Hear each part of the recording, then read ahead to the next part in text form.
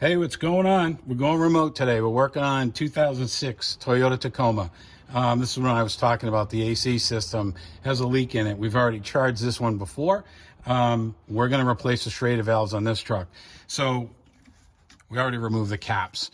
What you're looking at here is the low side. And if I pop my camera off, the high side's buried down and in here. So right in that location. So what we're going to do is, like I said, replace our Schrader valves. So this is the part number. This is the one we used on the Nissan 2010. Ironically, it's the same part number for this Tacoma. So here are our Schrader valves. So if you saw the other video, I talked about the difference with the Schrader valves. So in most vehicles that I've seen, these are usually the low pressure, the smaller diameter, and these are usually the higher pressure.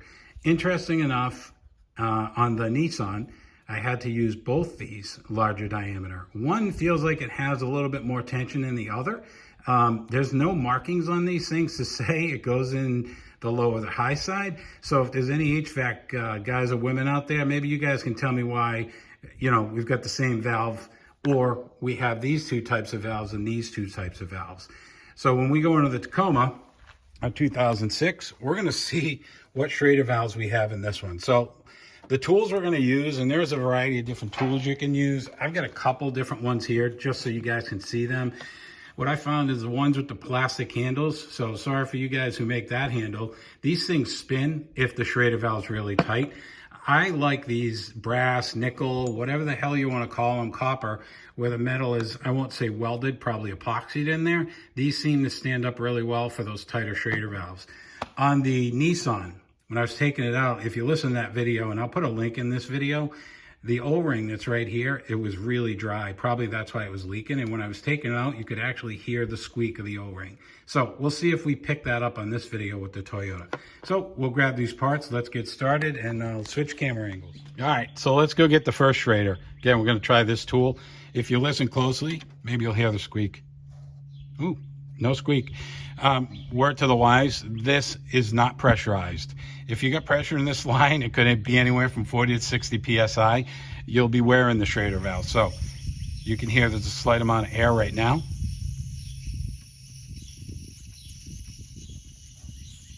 You should be wearing eye protection.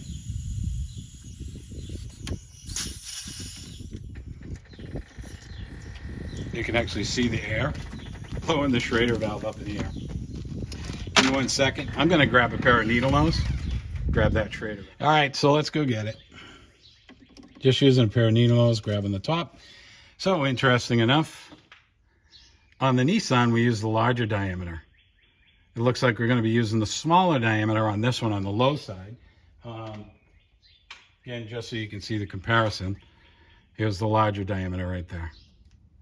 So it's interesting, they don't use a rubber O-ring. It looks like a plastic O-ring seal. So we'll see if the new O-ring that we have is going to work a little bit better. All right, so we're going to throw the new Schrader valve in. We've got this stuff here, gasket, thread sealant. We're going to apply this to the O-ring. So what I'm not really sure of is, when we put this one in, we're going to see what happens as far as how well it threads and seats. Like I said, I don't want this to fall through and end up inside of the actual coolant line. So we'll see what happens when I put this in there. Again, we're going to use my tool. I'm going to drop it in there. I'm going to slowly turn this. There we go. Okay, perfect. Low side's in. So now we'll switch to the high side. All right, so we're on the high side. We're going to pop this one out now, see what happens. So not hearing any squeaking on the O-ring like we did on the other one. And I'm guessing that's because it's the plastic and it's not an actual rubber O-ring. Grab our needle nose.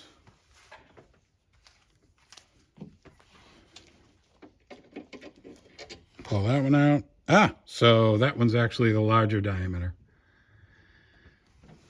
Yeah.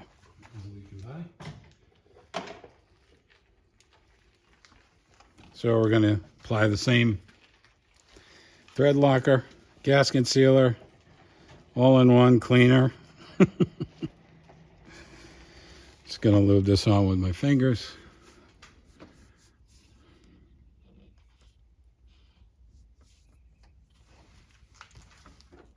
So the actual torque spec on these is somewhere between 2 and 5 inch-pounds.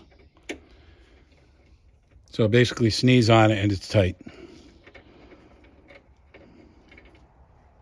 Okay, so that one's in. Next thing we need to do is hook up our gauge set, and we're going to vac this system down. So we'll do that next.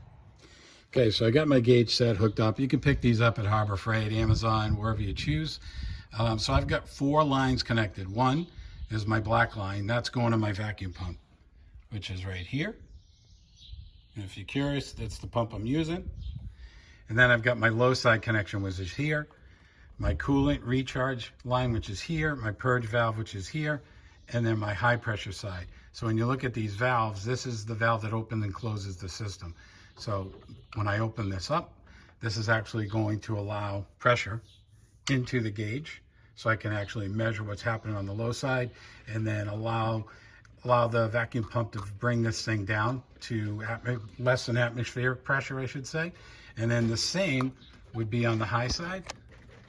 And you counterclockwise, you open it up, and this allows it to then connect, and that's what we'll do next, which is the opposite end of this line is here. This is a removable connection. Some are hardwired, if you will, for lack of a better word. Then if you look on it, it actually says to open, you actually go clockwise. To block it or seal the system, counterclockwise. And that seems counterintuitive, but if you look inside, there's a pin inside of here. That engages your Schrader valve down below. So when we go clockwise, it actually pushes down on the Schrader valve and opens the system. So for now, we're actually going to make this connection first, leaving it closed. So this is a quick disconnect. You'll see on our low side, you should hear a click. And this one's going to be funky, doing it one-handed. There's my click. And then we're going to do the same thing on the high side. You want to make sure it's open. You want to make sure this is tight. See if we can get the angle of the dangle. And click. We're good. So now what I'm going to do is come up to my gauge set. I'm actually going to close it right now. Close my high side. Come back down. Now what I'm going to do is I'm actually going to open up my line. So now I have access to the low pressure side of the system. I'm going to open up the high side by turning it clockwise. Now we're opened up to the high side. And the next thing I want to do, turn on my vacuum pump. Open up the high side or low, doesn't matter, and watch what happens to the needle. It'll eventually vac down. In 1 second. So we're opening up the low side. And the last step, we're actually going to open up the circuit that goes through the black line over to the vacuum pump. So once we open this, you'll notice a change in the gauges. You actually hear the vacuum pump. Okay. So what I'm going to do next is I'm going to vac this down for about 45 minutes to an hour, your choice. And then what we'll do is we'll stop it. We'll come back, we'll make a mental reference of the values, and we'll see how well it holds. All right, so we finished up with our 45-minute vac down. So you can see right now, we're close to negative 30 inches of mercury on both sides. So next thing I'm going to do is I'm going to close off my vacuum valve, which is here. So basically what that's doing is stopping any flow through here. So if I have a leak in this fitting, it's not going to matter because this gauge is shut. I'm going to turn off my vacuum. We're going to leave this open, because we want to be able to test all the way down to the system and monitor the actual pressure. So you want to make sure that these are tight and that they're not loose, because if they are, then you're actually going to see a leak on your gauge. So I'm going to take a look at these gauges now, and that's what we hope they look like in 45 minutes or so. All right, so we finished checking to make sure this thing isn't leaking, and as you can see, the gauges haven't moved. So we did this for about 45 minutes. Again, you could do it for an hour if you choose. So what I've already done, saving some time, is if we come down here and we check out our gauges, I've closed off these gauges. So what that means is we're turning it counterclockwise so that it comes back up. So the valve isn't open right now. Did that on the high side as well, which is over there. And then also what I've done is closed off the high side. Because when we introduce refrigerant into the system, we always want to do it on the low side. We don't want to do it on the high side. So as we allow coolant in, we're going to monitor the pressure here. And when we see it get to about 40 to 60, then we may slowly open up the high pressure side to monitor the pressure to see if it's getting cold. So I've got a temperature gauge inside the truck that we're going to monitor the temperature in there just to see what's happening. So what we want to do next, because we vac the system down, we want to add some dye, leak detection dye. So if this thing leaks in the future, we can actually troubleshoot it. And because this thing's already been oiled, we're not replacing a compressor or anything. We only need to add a little bit of oil to the system. So to do that, what I'm going to do is crack this fitting here. I'm going to close this off just in case for now. And you may hear a little bit of air release. That's just the vacuum. Okay, so what I'm going to do first is going to introduce my dye. And this stuff is super nasty. So I got a glove on one hand. Just going to pour a little of this in, not too much. Just kind of till it fills up the fitting. And then what I'm going to do is I'm actually going to slowly open up my connector down bottom on the low side. And you'll actually hear the vacuum, not my connector. Okay, so that pulled in the dye. And I crack it enough just so you can actually introduce the vacuum and pull in that dye. So the next thing I'm going to do is the oil.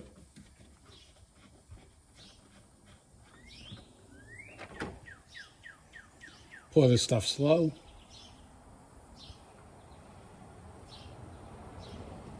I'm going to do the same thing. We're going to just slowly turn it clockwise down below. Pull in a little bit of oil, and I'm going to hit it one more time.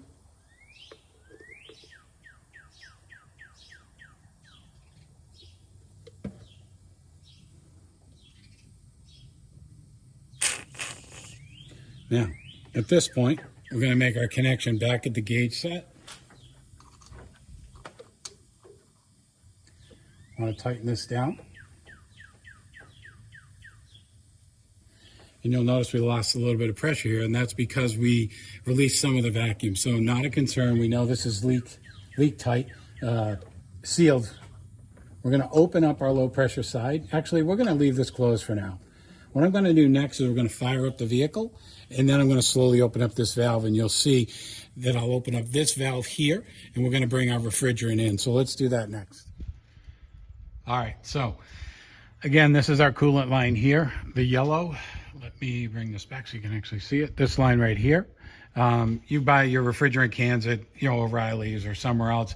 I'm charging it a different way, but the result would be the same. You're going to hook your can up to this line here. We're going to open up the yellow valve, which is here, and then open up our low side. And again, when the vehicle's up and running, we're going to see our pressure gauge come up. And we're also going to open up the low pressure valve that's down below. I'm not doing that just yet. I'm going to turn over the vehicle, turn it on, and then I'm going to open up the port down below first, open up my low pressure side here, and then slowly open up my charger. Or vice versa. These two I might reverse. I think I'll open this first, then open that slowly so I can monitor the pressure where it's going in.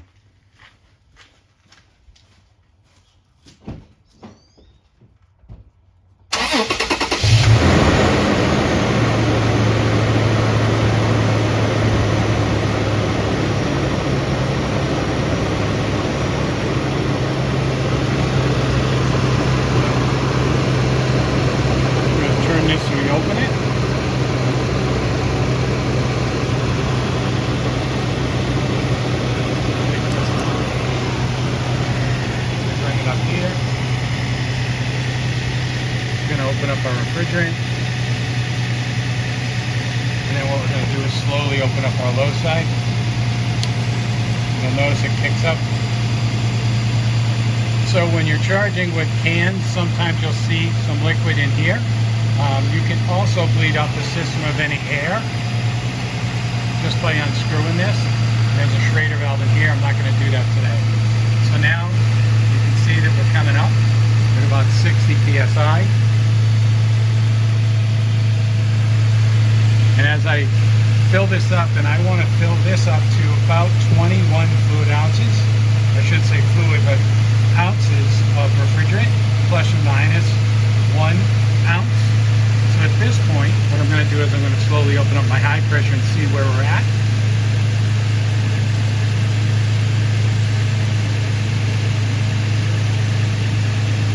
You can see we're at about 80 or so right now.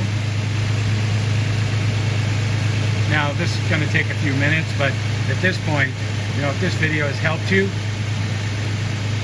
please hit the subscribe button and give me a comment, you know, if you liked it, if you didn't, if I could do something differently. But we'll hang out for a few minutes. I'm just going to shut this down, let this continue to fill, and I'm going to go check out my temperature gauge that I got set up inside the truck right now. Right now she's still warm because we haven't really got the system charged up. So we'll see what happens. Yeah, it's warm here today.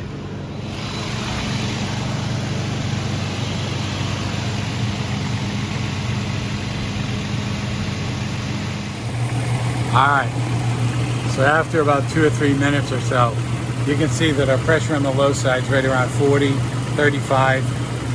Come to the high side, somewhere in the 180. So this is going to fluctuate depending on how hot it is, how cold it is outside. But right now, system's working great. For me, with the gauge set, this gauge set, you have to close this low side, close this high side, and to monitor both pressures down below, you're going to open these up. You're going to open that valve, open this valve. If you open both of those valves, you don't want to open the high pressure side because you got coolant that's running between, and the pressure from the high side comes into the low side. So you want to be really careful with that. So again, this is closed. We're good. Let's check our temperature in the vehicle.